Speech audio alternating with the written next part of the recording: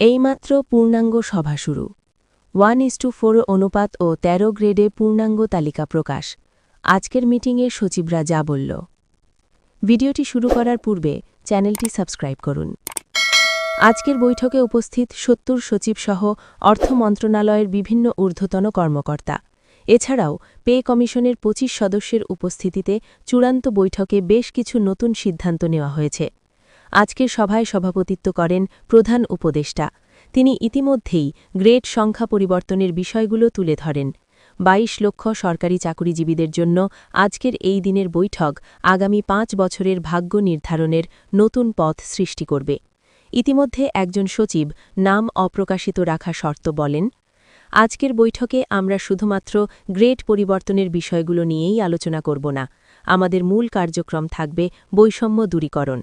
যেখানে ২০১৫ সালের অষ্টম বেতন স্কেলে কর্মচারীদের বেতন মাত্র সর্বনিম্ন ৮,২৫০ টাকা দেওয়া হয়েছিল, সেখানে কর্মকর্তাদের বেতন ৭৮,০০০ টাকা পর্যন্ত সীমারেখা তৈরি করা হয়। আমরা এই বৈষম্য দূর করে কর্মচারীদের বেতন বৃদ্ধির নতুন ইতিহাস করব। আমাদের বৈঠক ইতিমধ্যেই শুরু হয়েছে এবং প্রধান উপদেষ্টা আমাদেরকে বিভিন্ন দিক নির্দেশনা দিয়েছেন। তিনি বলেন, যদি অন্তর্বর্তী সরকারের আমলে নবম পে স্কেল বাস্তবায়ন না করা হয় তাহলে এই সরকারের ভাবমূর্তি ক্ষুণ্ণ হবে। তাও ৭ই যেভাবেই হোক জানুয়ারি মাসের প্রথম সপ্তাহে গেজেট প্রকাশ করতে হবে। এছাড়াও পে কমিশনকে নির্দেশ দেওয়া হয়েছে চূড়ান্ত খসড়া জমা দেওয়ার জন্য। তাৎক্ষণিকভাবে পে কমিশনের একজন ঊর্ধ্বতন কর্মকর্তা বলেন, আমাদের খসড়া তৈরির প্রস্তুতি শেষ পর্যায়ে। আমরা শুধুমাত্র আজকের এই বৈঠকের অপেক্ষায় ছিলাম। এছাড়াও কোন কোন গ্রেডের জন্য কত বেতন নির্ধারণ করা হবে শুধুমাত্র এই বিষয়গুলো লিপিবদ্ধ করা হবে। প্লিজ আপনারা চ্যানেলটি সাবস্ক্রাইব করুন। প্রধান উপদেষ্টা গুরুত্বপূর্ণ একটি প্রস্তাব দিয়েছেন। কর্মকর্তা ও কর্মচারী উভয় চাকুরিজীবীদের জন্য 1:4 অনুপাতে বেতন বৃদ্ধির জন্য তাগিদ দেওয়া হয়। কেননা যদি অনুপাত আকারে বেতন না দেওয়া হয় তাহলে কর্মচারীদের বৈষম্য নতুনভাবে সৃষ্টি হবে। তাই তাদের এই বৈষম্য থেকে পরিত্রাণ পেতে হলে অনুপাত আকারে বেতন বৃদ্ধির বিকল্প নেই। যার ফলশ্রুতি সরকারি চাকুরিজীবীরা আগামী জানুয়ারি মাসের প্রথম সপ্তাহে গেজেট পাবেন, এটা শতভাগ নিশ্চিতভাবে বলেছেন প্রধান উপদেষ্টা। প্রধান উপদেষ্টার ভাষ্যমতে অবশ্যই জানুয়ারির প্রথম সপ্তাহে গেজেট প্রকাশ করতে হবে এবং জানুয়ারি মাস থেকেই সরকারি চাকুরিজীবীদের বেতন 1:4 অনুপাতে কার্যকরের বাধ্যতামূলক পদক্ষেপ নিতে হবে। ইতিমধ্যেই পে কমিশনের একজন ঊর্ধ্বতন কর্মকর্তা নবম জাতীয় বেতন স্কেল বাস্তবায়ন বিষয়ে বিস্ফোরক তথ্য দিয়েছেন।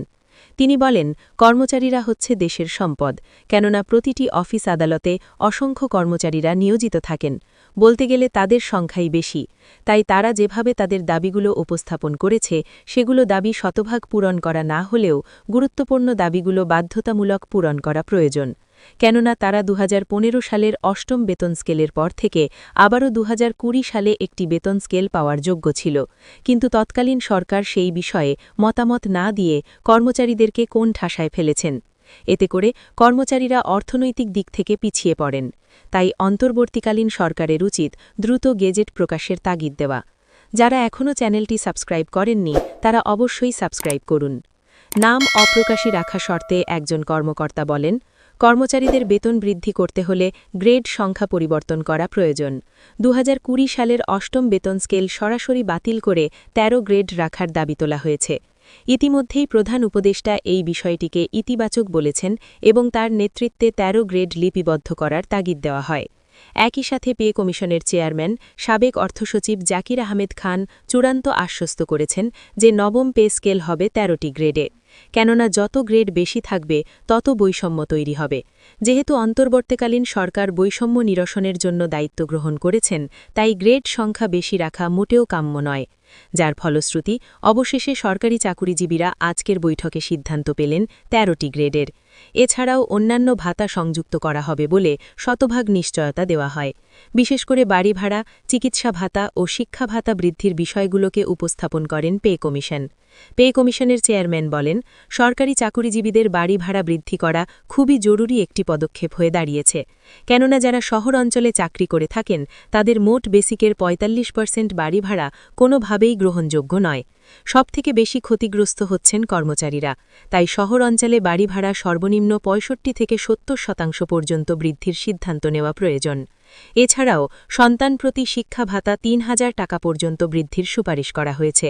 সর্বোচ্চ ২ জন সন্তান শিক্ষা ভাতা পাবেন। মোট কথা ২ জন সন্তানের ওপরে শিক্ষা ভাতা গ্রহণযোগ্য হবে না। ভিডিওটি শেষ করার পূর্বে চ্যানেলটি সাবস্ক্রাইব করুন।